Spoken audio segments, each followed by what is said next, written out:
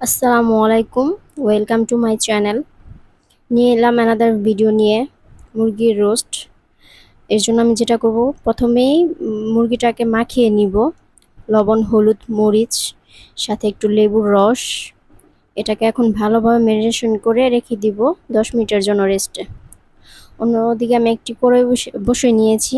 এখন দিয়ে দিব পেঁয়াজ, সাদা এলাচ 3টা, 2টা দারুচিনি। যে যখন পেঁয়াজটা এরকম লাল লাল হয়ে যাবে তখন দিয়ে দিব পেঁয়াজ বাটা, আদা রসুনের পেস্ট 1 টেবিল চামচ করে। এখন এটাকে ভালোভাবে আমি একটু মিশিয়ে নিব।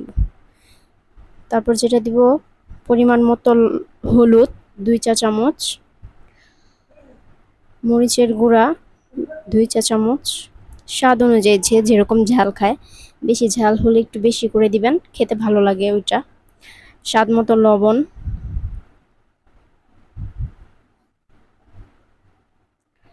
একটু পানি দিয়ে কষিয়ে নিব মশলাটা খুব ভালোভাবে।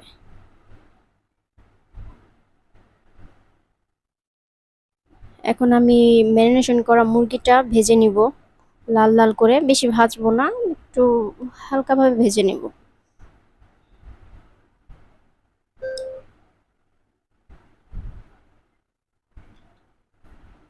এরকম লাল লাল হয়ে গেলে মুরগিটাকে সাইডে রেখে দিব। এখন দিয়ে দিব টক দই।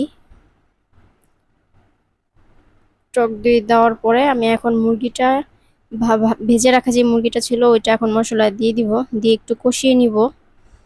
5 মিনিটের মতো ঢাকনা দিয়ে রেখে দিব। তো এখন একটু নেড়ে চেড়ে দিব মশলাটা যেন মুরগির ভিতরে ভালো মতো ঢুকে। এখন আমি নিয়ে নিয়েছি এক টেবিল 1 গ্লাস পরিমাণ লিকুইড দুধ।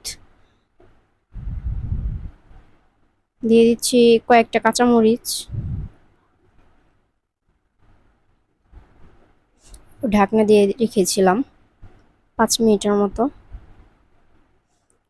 এখন আমি টমেটো কেচাপ দিয়ে দিব।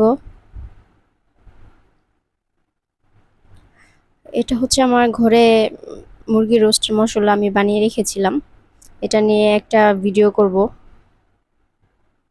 এখন দিয়ে দিব মুরগি রোস্টে ভেজে রাখা পেঁয়াজ বেরেস্তা।